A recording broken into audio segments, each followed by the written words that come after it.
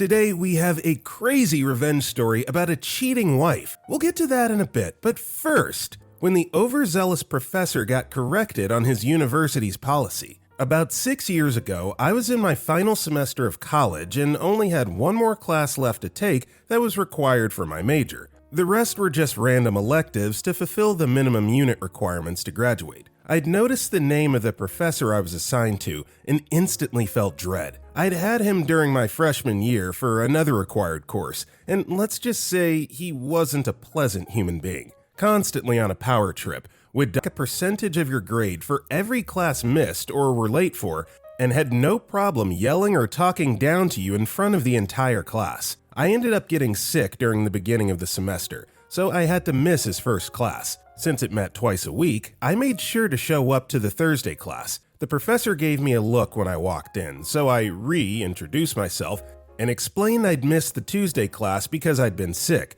thinking that was the end of it. Nope. He called me over after the class got dismissed, and in a sinisterly delighted way, told me that since I missed his first class on the first week, that he was allowed to drop me and that I would have to take the class next semester. Sorry. The university policy was that if you missed 50% of class meetings during the first 2 weeks, the professor could drop you from the course, assuming they cared enough to take attendance. So if a class met 4 times in the first 2 weeks, and you missed 2 of them, you could get involuntarily dropped. I went straight to our department's building and there was an admin sitting there, right by the elevator. I told her what the situation was, basically repeating my understanding of the policy to her. She nodded and said that was correct. Right then, the elevator door opened and my professor walked up. I said, in a sinisterly delighted way, "Will you please explain the policy to my professor? I don't think he's very familiar with it." The look on my professor's face still makes me chuckle to this day, and I ended up passing his class with a B. You know, I don't understand why certain teachers or just people in general are like this, just overly petty and mean,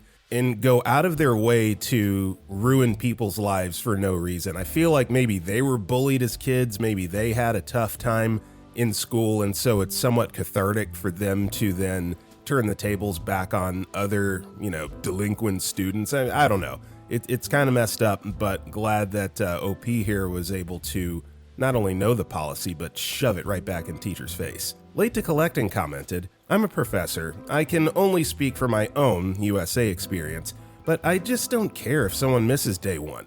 The first week or 2, depending on the semester, is all at will add drop anyway. I'm mostly just going over the syllabus because I'm required to. I view it as my students are paying me to train them for their careers in my field, from the basis of me and each of their other profs in my department being world-level experts within our laser-narrow discipline focus. University students are old enough to get drafted and fight or die for their country, so I'll respect their choice to flush their tuition money down the drain if they choose to miss class. If one of my students is earnestly struggling or ill, I can move heaven and earth to help that student through successfully. Life is hard enough without having to fight against the professors ostensibly there to help guide you. I was raised to treat people the way I want to be treated. Mentoring my students is an absolute joy and privilege. Each one I coach into a great career start propels me for weeks when they tell me the job offer. Keep on roundhouse kicking, OP. Also, hi, my name is Brendan, and if you guys enjoy these ProRevenge videos, it would be awesome if you left a like or left a review if you're listening to our podcast. That said, our next story is, "Father screaming at me to get a haircut until I do this." So I tend to grow my hair out. Not that long, but it gets really shaggy. Think kind of Justin Bieber-ish, but not as cleanly brushed. It looks more like I rolled out of bed. My main reason for doing this is because I just prefer it longer, and I genuinely dislike getting my hair cut. Whatever, the reasons for why shouldn't really matter in my opinion, but I'm just giving context. I'm also just lazy, 100%. In particular, when I was a teenager, this would anger my father. My dad is a very, well, for lack of a better word, angry person. Massive anger issues. Occasionally, I would get it cut to shut him up, but eventually I just didn't get it cut to spite him. One day, I was looking through some old yearbooks of mine from elementary school when I found my father's yearbook. Guess what I found? Yep, a copy of his junior year school photo. Read it, not that I had any doubts, but he is with absolute certainty my father. The exact same hair. Same length, color, shaggy appearance, everything. He was also rocking this pimp as crap jean jacket. I took the photo and waited until he complained about my hair again. When he did, I just threw the picture on his lap and walked away. He never said a word about my hair again. My mother also put the picture on the fridge. So definitely a little hypocrisy from Pops here. But I mean, again, why are you shaming your kid for the way that they choose to style themselves, whether it's clothing, hair? Just let them be them. Who cares? Especially if it's a direct reflection of how you yourself used to rock it when you were a kid. Strywever commented, "Daughter had a high school friend who hung out at our house with her crew freshman year. Didn't see the kid over the summer, but he was there again once school started. But with a buzz cut where his shaggy hair had been. I asked him what was up with that, and he said his dad had made him cut it. I told him to look for his dad's yearbook and use what he found wisely next time he got heat about his hair, because I could just about guarantee his dad had long hair in high school. Virtually everyone did in our day. The kid brought me a chocolate bar a few weeks later.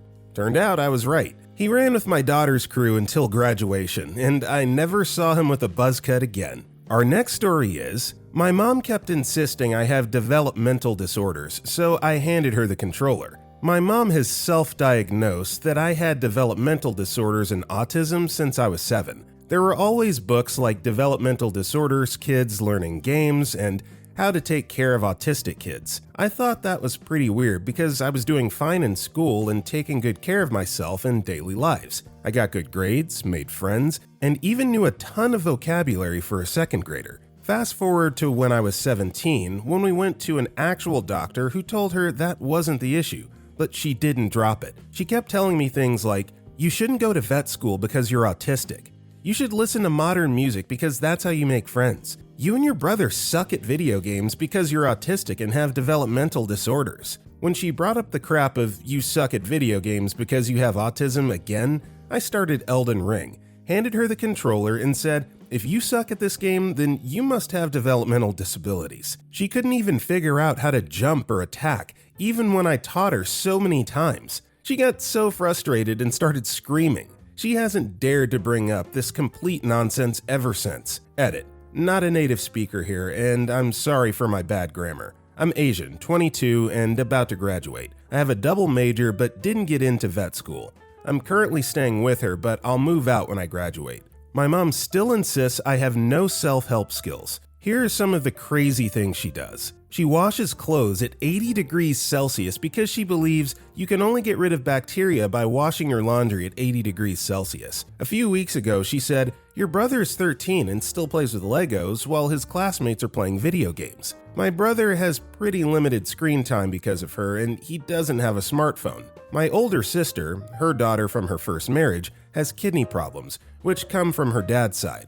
The doctor says I'm fine, but my mom used to force me to drink 3,000 to 4,000 milliliters of water every day and would yell at me if she thinks I don't comply. I went to a Slash concert.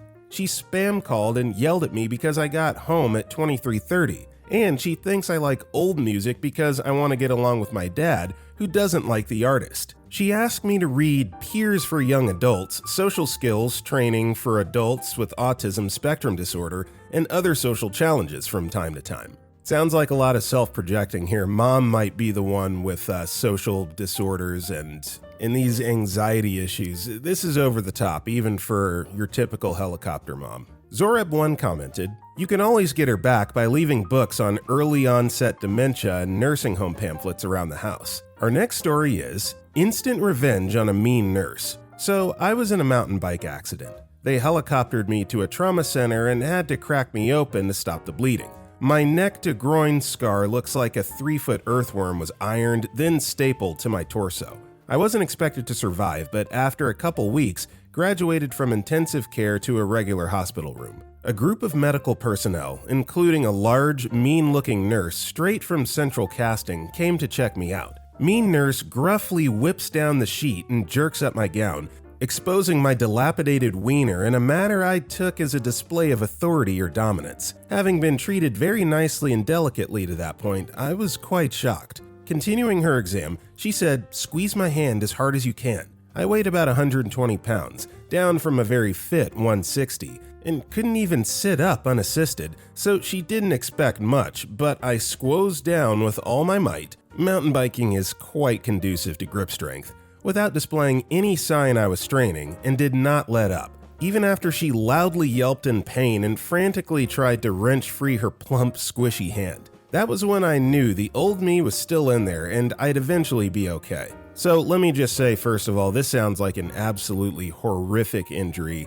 So it's good to hear that OP is well on their way to recovery and also maintaining a sense of humor. You know, when you're holed up in the hospital with a 3-foot incision in your body, you have to kind of search for the bright spots in life. So it sounds like they're still having a good time despite all that. Boba Fett commented, I had a recent long hospital stay after a kidney surgery, so every day was multiple instances of, let me look at your limp wiener with a catheter sticking out of it. Every single nurse, med tech, and doctor would either ask direct permission, may I lift your gown, or give me a prep statement, okay, I have to lift your gown now. Those things go so far to make you feel more comfortable and respected. Our next story is, mess with me? I'll mess with your short man complex. I posted this in another thread and was reminded it was also petty revenge. Just also wanted to say, I know plenty of short men who do not have short man complex. I wouldn't have done this with them.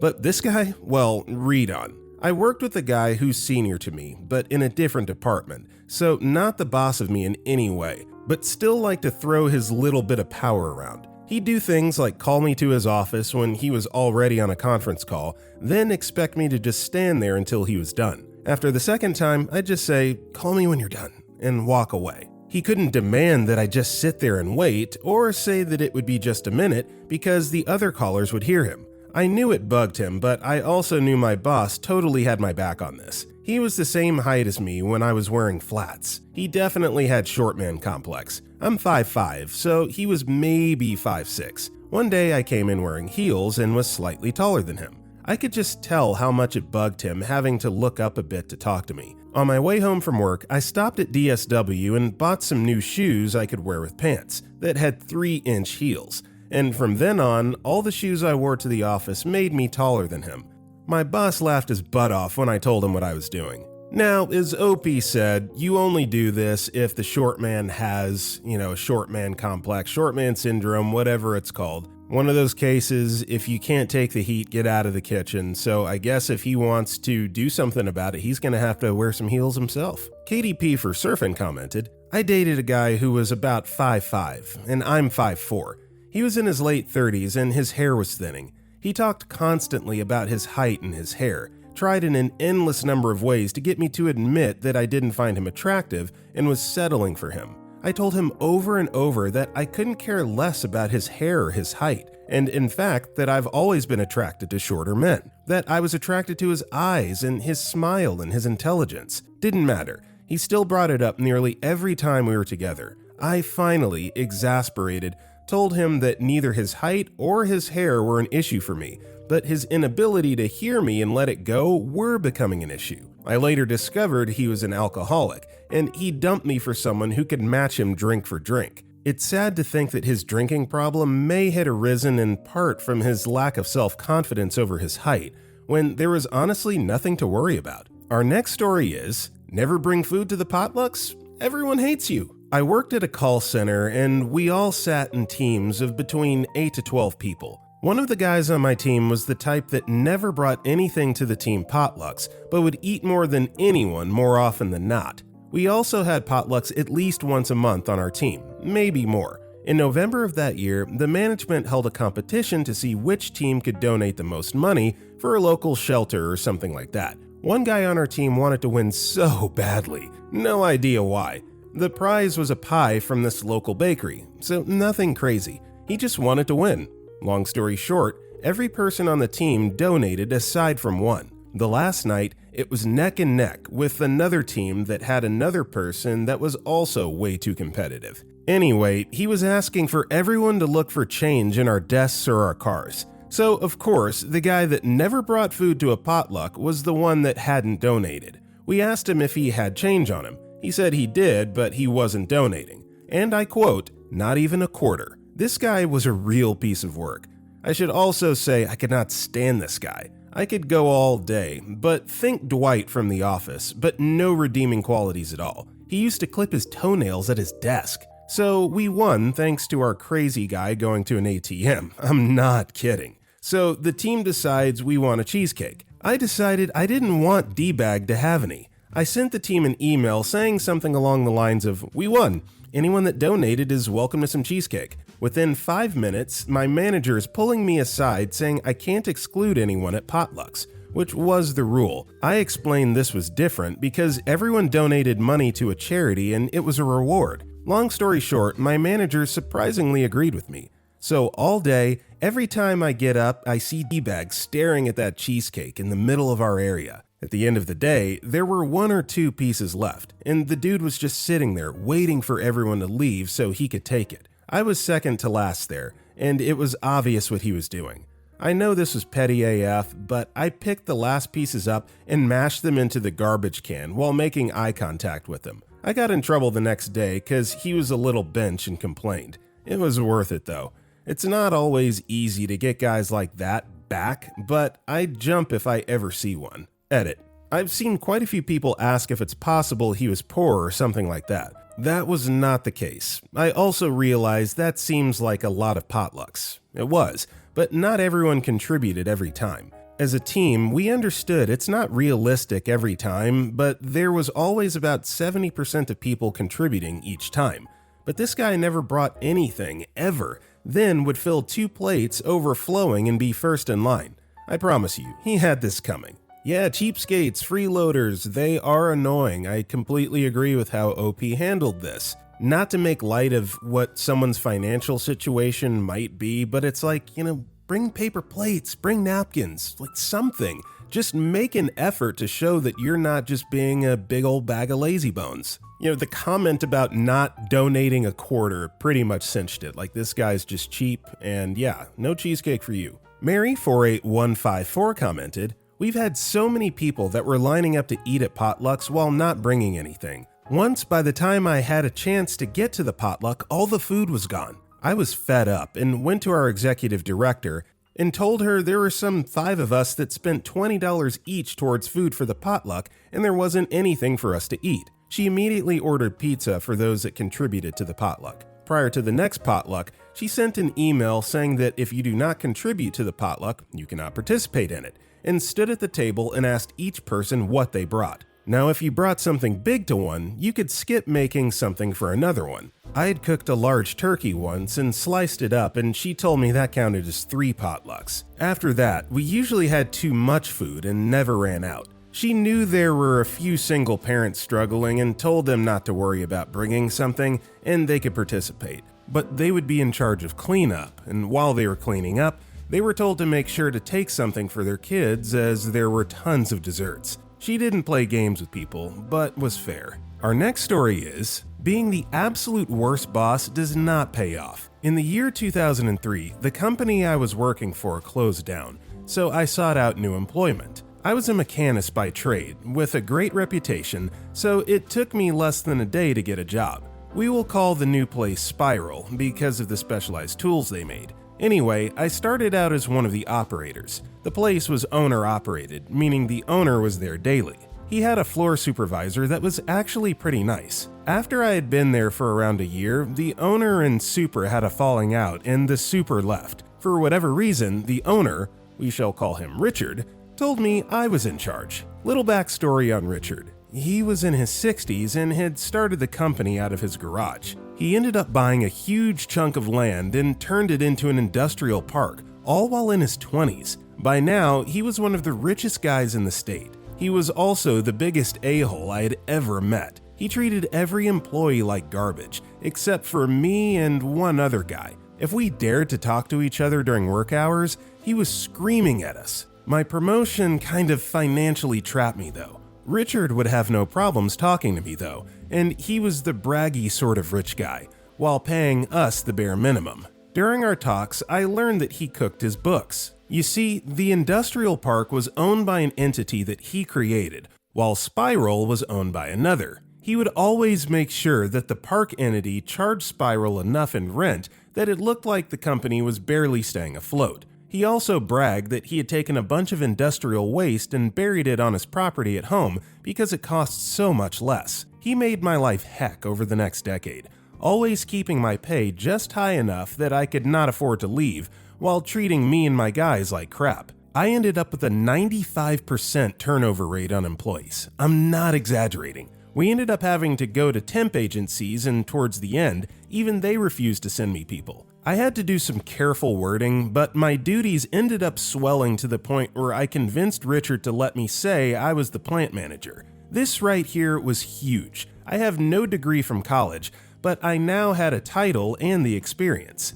I started to look for a job in earnest, and after 6 months, I found one for a lot more money with benefits. Yeah, Spiral had none. Now, over my time at Spiral, I had seen everyone that gave them notice be told to leave on the spot, and the company that hired me insisted I give them the 2-week notice. So I said I would, but I didn't. At the end of my last day, I sat at my desk and sent an email to the head of OSHA and the state's EPA office, 2 men that I had gotten to know well. I filled them in on all the violations that Richard had disclosed. I also sent an email to the state's attorney about the books. I left my keys on my desk with the paper under them that simply read, "I quit." I never found out if the state's attorney went anywhere, but the contact at OSHA let me know that the company ended up with $150,000 in fines for some willful violations, and the guy from the EPA dug up half of Richard's property before he admitted to where he buried the waste.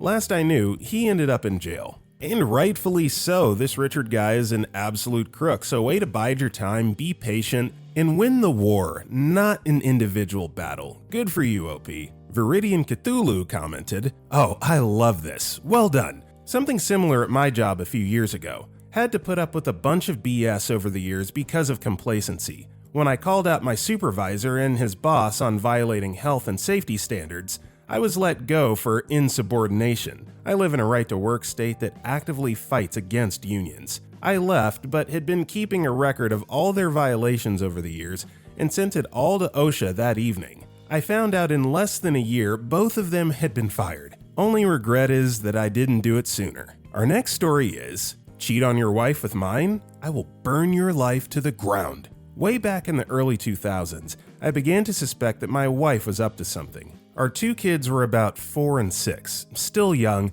but not so young that they couldn't tell you something about what had happened in their day. They started talking a lot about staying with my wife's parents during the day, which wasn't really that strange in and of itself, but since they lived about 90 minutes away, doing so 2 or 3 times a week seemed a bit much. That was basically every day she wasn't working at her part-time job. When I asked her about it, she denied it, but was never a good liar. So I started tracking the mileage on her car, and sure enough, she was driving an extra 400 or so miles per week.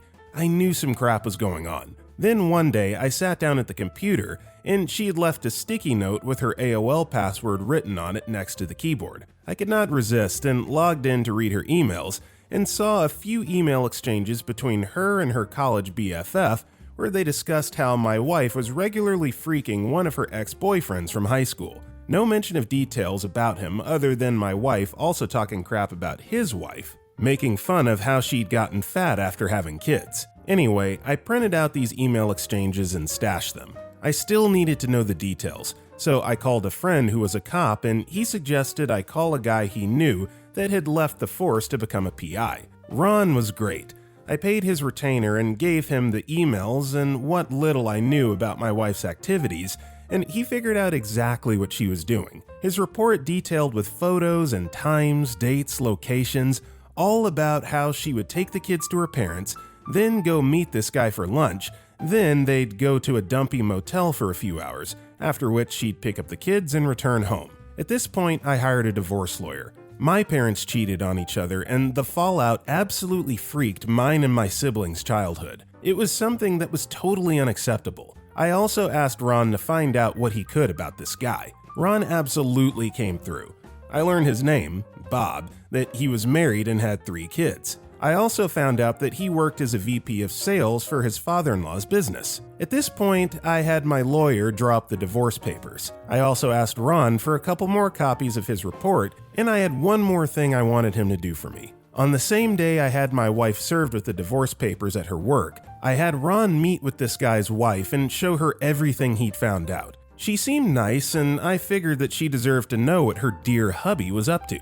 What she did with that information was up to her. While the information about my wife's infidelity didn't really matter in my divorce proceedings, Bob's wife did a real number on him. According to the publicly available court documents from the divorce and other related proceedings, she cleaned out their joint account, took the kids, and left. As soon as her dad found out what he'd done, Bob was fired, and since her parents actually owned the house where Bob and his wife lived, he also got evicted. Their divorce was ugly, lots of fighting and evidently out of court. I guess Bob went to the house and started arguing with his wife, and it escalated to the point where her brother stepped in and Bob got his nose broken. There were restraining orders, a few more incidents with police reports, criminal charges, jail time, and so on. I can't find Bob on the internet anywhere these days. Last I heard, he'd left the state and his ex-wife did okay. She went to work at her dad's company and took over after he retired. As for me, my ex and I got along well enough. I didn't engage with her on anything that wasn't related to the kids, and now that they're both adults,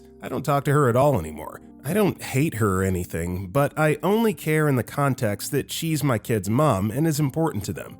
Nothing beyond that. Yeah, being cheated on sucks, as I'm sure anyone that's had that happen to them can attest to, so you're allowed to feel some kind of way and retaliate accordingly, but it's like, once you shoot that shot, you've got to move on with your life. You can't be holding this grudge for the next 20, 30 years of your life. So I appreciate OP's outlook on this. They did what they had to do in order to get back at the people that did them wrong. But then after that, it's like once your kids are grown, you move on. You don't talk to that person. You don't give them a second or third thought ever again. So good for you. Kurjavs commented, "Well played. Even if I don't get how you can have more anger to the guy than to your wife." OP responded saying, "I was definitely angry with my wife, and don't get me wrong, I made her suffer throughout the divorce. For example, she wanted to try couples therapy and I agreed. Not because I thought there was a path to reconciliation, but because it felt good to lay out exactly how I felt about what she'd done, how disgusted, disappointed, and angry I was with her. She always left those appointments in tears and would sit bawling in her car for a while before pulling herself together. Eventually, she realized that it was already over for us and canceled the remaining appointments. I also had to think about what was best for the kids. I wasn't going to bring the chaos I experienced into their lives where I saw my parents screaming at each other, my dad calling my mom a tramp, and worse, and vice versa. It was in their best interest to make things go smoothly. I've never told them the details of what happened between their mom and me, and I probably never will. I don't know what she's told them about it, but I still have Ron's report stashed away in case they need to see the truth. Also, I wasn't really angry with Bob for my own sake. I was angry with him on behalf of his wife. I felt like she deserved to at least know what was going on, and what she chose to do about it was up to her. Bob's consequences are due to his wife's, and probably her dad's, rage at what he'd done. I just lit the fuse. With that being said, that is all the time we have for today. If you enjoyed today's video, drop a like and comment below, and if you want to check out our other videos, click the video on the right. With that being said, I'll see you all next time.